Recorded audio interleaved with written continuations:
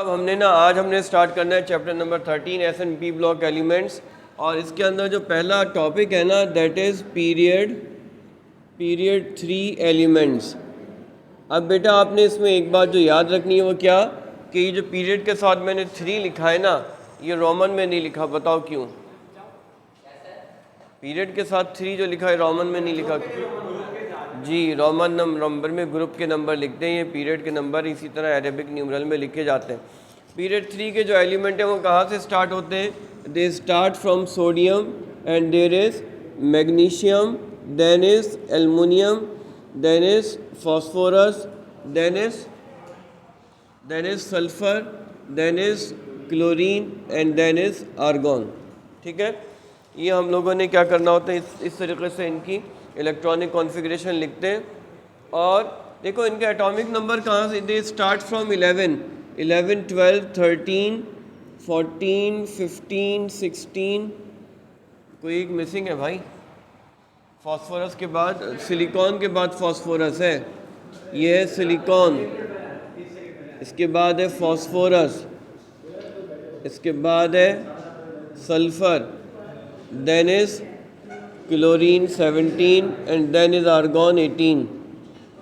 अच्छा बेटा बात सुनो, you know the electronic configuration. तुम्हारी अटेंडेंस नहीं लगी है, मार्क करवा लेना।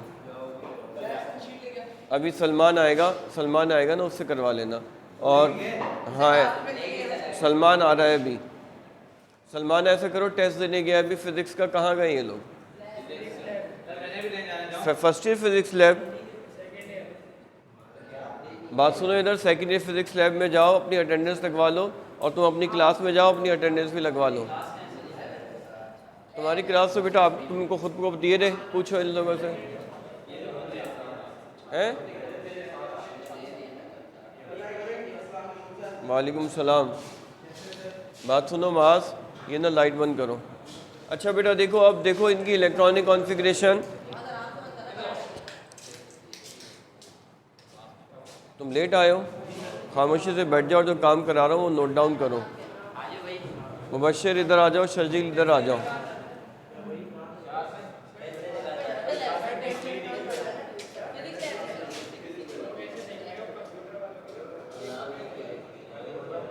अच्छा बेटा देखिए देखिए इनकी जो इलेक्ट्रॉनिक कॉन्फ़िगरेशन है वो कैसे करते हैं। इलेक्ट्रॉनिक कॉन्फ़िगरेशन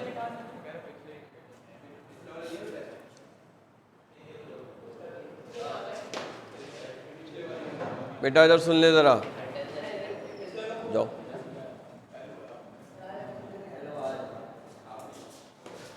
अब बेटा देखिए इनकी इलेक्ट्रॉनिक कॉन्फ़िगरेशन लिखने के लिए हमारे पास एक शॉर्टकट मेथड होता है।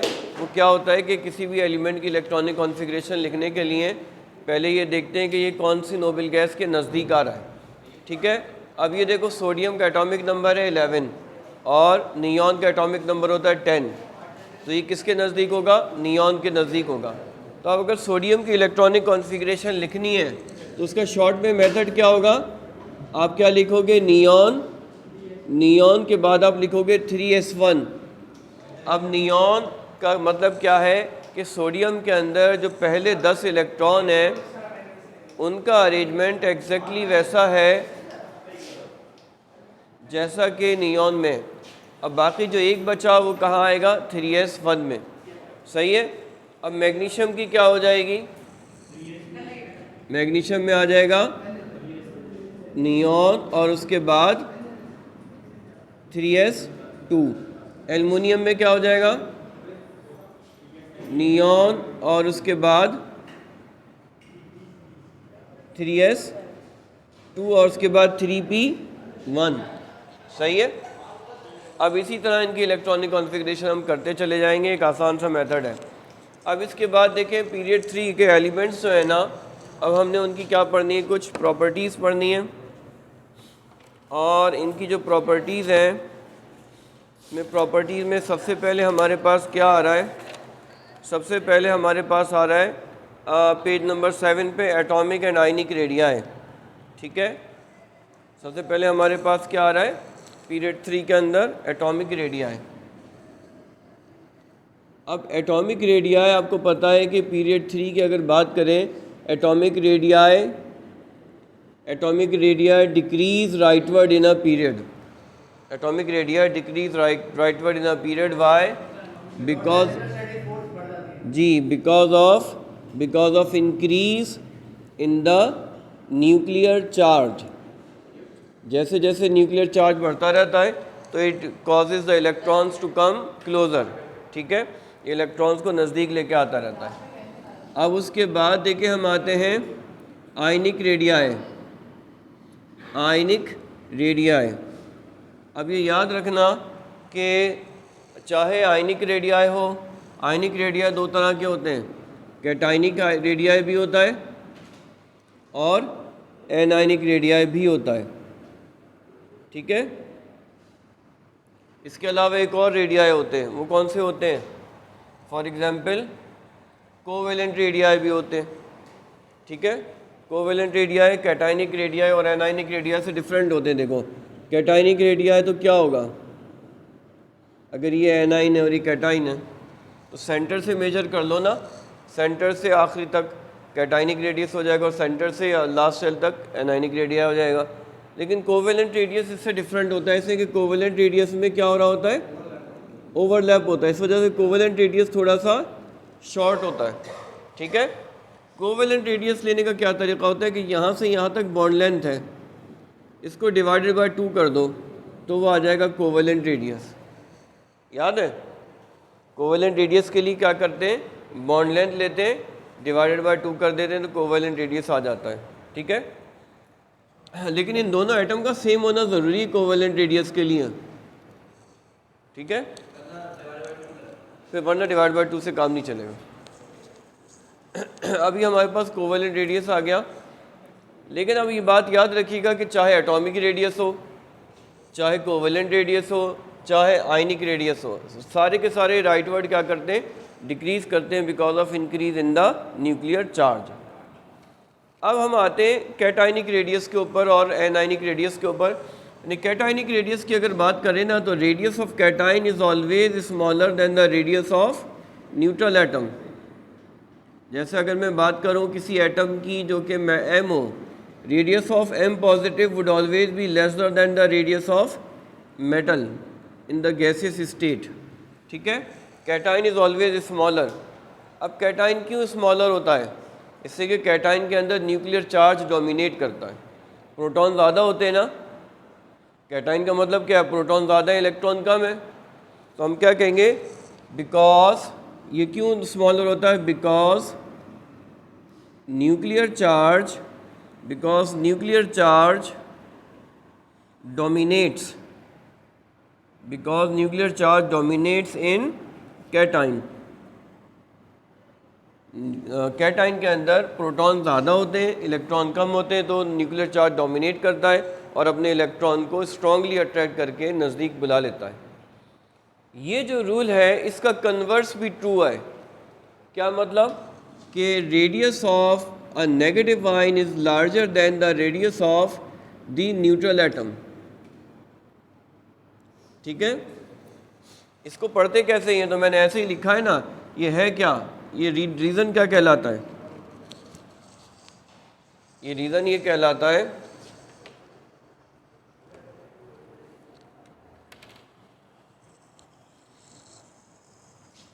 y is a cation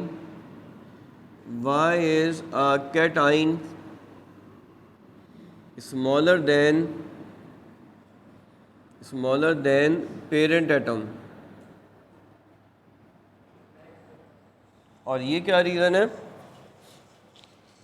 y is anion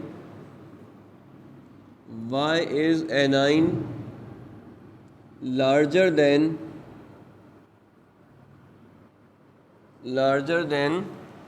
अच्छा ये larger than parent atom. तो सिम्बॉलिकली इस तरह लिख देते हैं. इस तो इधर क्या होता है, एनाइन क्यों लार्जर होता है, इससे कि यहाँ नंबर ऑफ़ इलेक्ट्रॉन डोमिनेट कर जाते हैं. जब नंबर ऑफ़ इलेक्ट्रॉन डोमिनेट करेंगे तो आपस में एक दूसरे को रिपेल करेंगे और न्यूक्लियस से दूर चले जाएंगे. Because here because here nuclear charge is weaker and electronic charge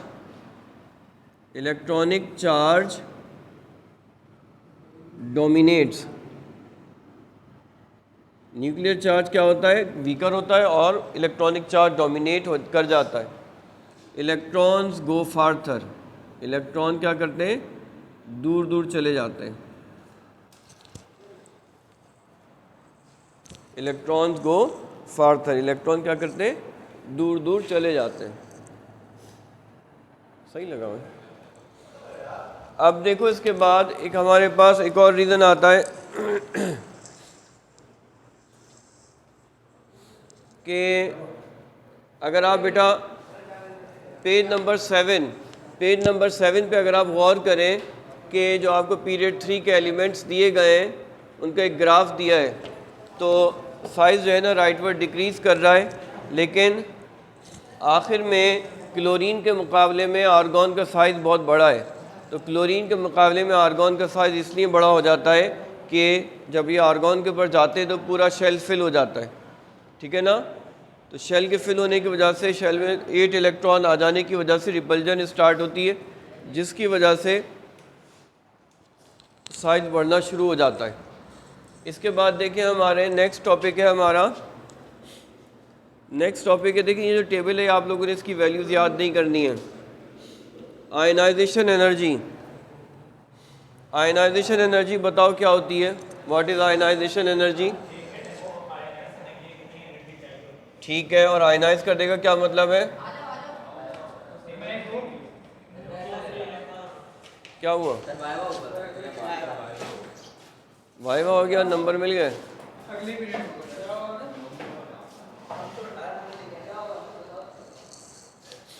ionization energy.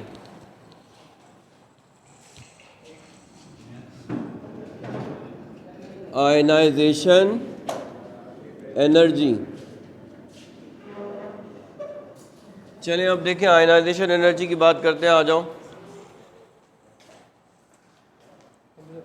जी. अब देखो आयनाइजेशन एनर्जी की अगर बात करें तो मिसाल के तौर पर हम बात करते हैं सोडियम की. अगर सोडियम की बात करें, एटॉमिक नंबर 11, पहले शेल में 2 इलेक्ट्रॉन है, दूसरे में 8 इलेक्ट्रॉन है और तीसरे के अंदर 1 इलेक्ट्रॉन है. ठीक है, इसके इलेक्ट्रॉन को निकालना है, इसके इलेक्ट्रॉन को हमने क्या करना है, निकालना है.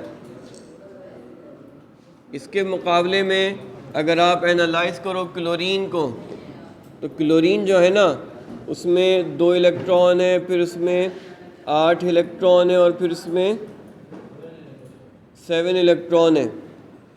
इसके अंदर क्या है, इसके अंदर 11 प्रोटॉन है और इसके अंदर कितने हैं, क्लोरीन के अंदर 17 प्रोटॉन है.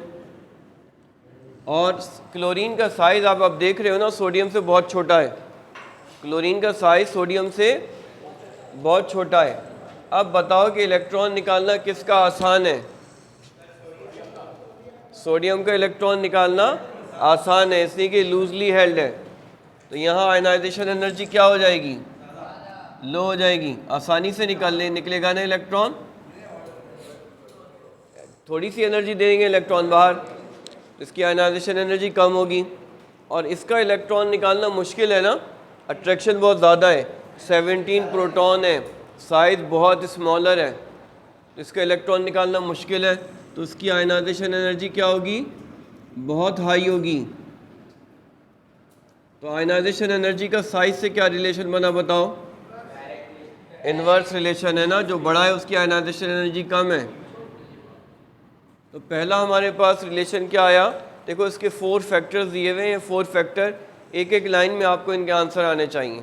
Ionization energy is inversely proportional to the size because it is difficult to remove the electron from a smaller atom because of huge attraction of the nucleus over the valence electron.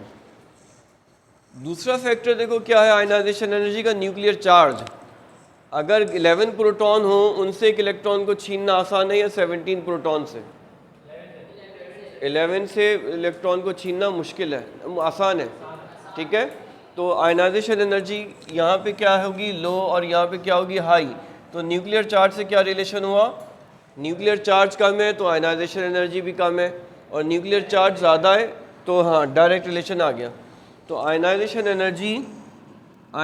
Energy is directly proportional to the nuclear charge. जितना nuclear charge ज़्यादा होगा उतना electron को निकालना मुश्किल होगा। जितना nuclear charge ज़्यादा होगा उतना निकालना मुश्किल होगा। जिसके पास 17 प्रोटॉन है उससे एक इलेक्ट्रॉन का छीनना बहुत मुश्किल है, इससे को बहुत स्ट्रांगली अट्रैक्ट कर रहा होगा।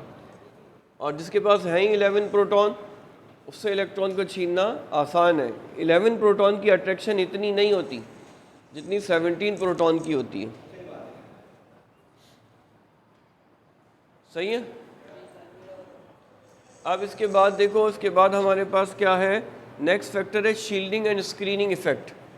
देखो शील्डिंग इफेक्ट जो है ना वो पीरियड 3 के एलिमेंट में तो अप्लाई नहीं होता। पीरियड 3 के अंदर शेल सेम है, शेल सेम होते हैं तो शील्डिंग इफेक्ट भी सेम होता है, ठीक है। वरना आयनाइजेशन एनर्जी का शील्डिंग इफेक्ट से क्या ताल्लुक़ होता है, जितने शेल ज़्यादा होंगे उतना शील्डिंग इफेक्ट ज़्यादा होगा।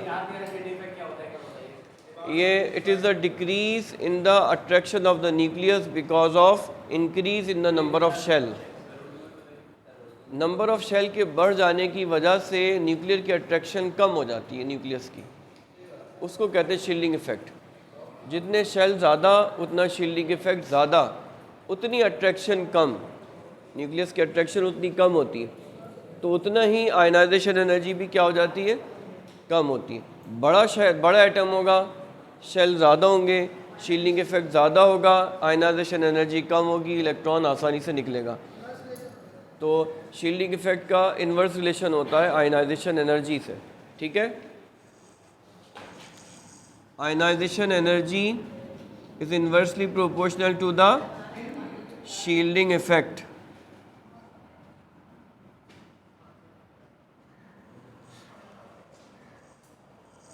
आयनाइजेशन एनर्जी का शील्डिंग इफेक्ट से क्या रिलेशन होता है, इसको समझने के लिए एक एग्जांपल देखते हैं। कि देखो एक एग्जांपल ये लेते हैं कि जो न्यूक्लियस होता है, एक एटम है, एक एटम है जिसके अंदर 2 शेल्स हैं। तो न्यूक्लियस की अट्रैक्शन जो है ना वो जैसे ही पहले शेल को क्रॉस करती है ना थोड़ी कम हो जाती है, ठीक है। और एक शेल ऐसा है, एक एटम ऐसा है जिसमें कई सारे शेल हैं, 1 2 3 4। अब यहाँ जब न्यूक्लियस की अट्रैक्शन चलेगी ना तो जैसे जैसे आगे जाती रहेगी, जैसे जैसे न्यूक्लियस की अट्रैक्शन शेल को क्रॉस करती रहेगी, थिन होती रहेगी, कम होती रहेगी। अब यहाँ से इलेक्ट्रॉन को निकालना मुश्किल है, यहाँ से इलेक्ट्रॉन को निकालना क्या हो जाएगा, मुश्किल, इसलिए कि अट्रैक्शन बहुत लग रही है। और यहाँ से इलेक्ट्रॉन को निकालना आसान है।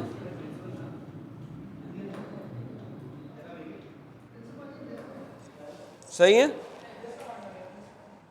तबीयत सही है, तुम्हारी तबीयत सही है, चलो शुक्र है।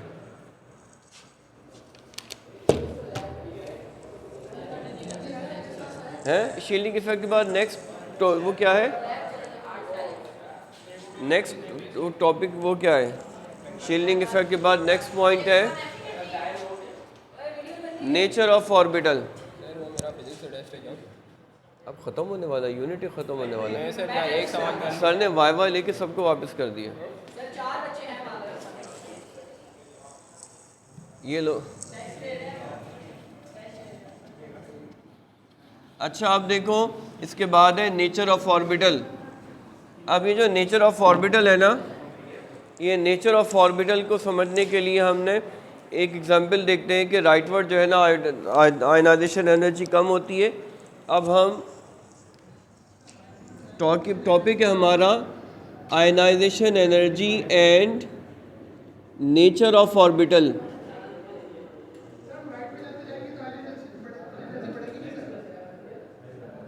अब ये ना हमने आयनाइजेशन एनर्जी को ज़रा डिटेल के अंदर देखना है ऑर्बिटल की रेस्पेक्ट से, ठीक है। अब इसके अंदर हमारे पास एक क्वेश्चन आता है कि why is ionization energy, ionization energy is higher for magnesium, ionization energy of magnesium is greater than that of aluminium, why. ये हमारे पास क्वेश्चन है कि मैग्नीशियम के मुकाबले में एल्युमिनियम की आयनाइजेशन एनर्जी कम है, क्यों? हालांकि एल्युमिनियम राइट पे आ रहा है, मैग्नीशियम की ज़्यादा है, एल्युमिनियम की कम है, तो एल्युमिनियम की आयनाइजेशन एनर्जी क्यों कम है? हालांकि एल्युमिनियम तो राइट पे आता है, राइट वालों की ज़्यादा होती है, ठीक है। दोनों में सेम शेल है, दोनों थर्ड पीरियड पढ़ रहे हैं हम, दोनों में 3 ही शेल हैं। अब देखो ये राइट पे आ रहा है, राइट वालों की आयनाइजेशन एनर्जी ज़्यादा होती है, इसकी कम है एल्युमिनियम की, क्यों? अब देखो अगर हम मैग्नीशियम की बात करते हैं तो क्या करते हैं, अभी बताते हैं जी।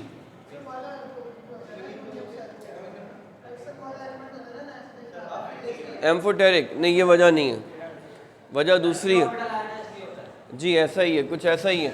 अब देखो मैग्नीशियम जो है ना, मैग्नीशियम का एटॉमिक नंबर है 12, इलेक्ट्रॉनिक कॉन्फ़िगरेशन 1s2, 2s2 और 2p6 और 3s2। अब अगर इसको आपने कैटाइन बनाना है, इसका मतलब क्या है? अगर आपने इसका कैटाइन बनाना है तो आपको 3s1 करना पड़ेगा। इसका क्या मतलब है? आपको you will have to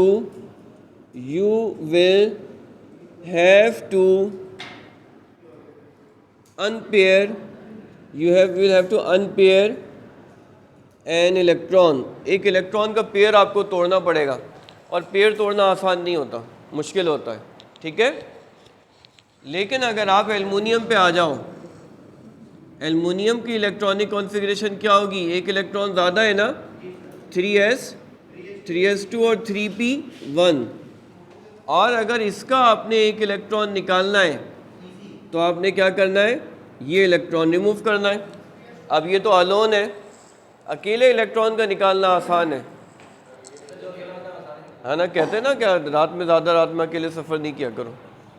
पता ही ये हदीस मुबारक है कि ख़तरे के वक्त रात को अकेला सफ़र करने वाले पर खुदा की लानत है। ख़तरे के वक्त ख़ास तौर पे वीरान और सुनसान में इलाक़ों में, इसलिए कि जो है ना अल्लाह ताला की जो जिन्नात है वो भी अल्लाह ताला की मखलूक़ात हैं, और अल्लाह ताला ने ज़ाहिर उनको भी ढील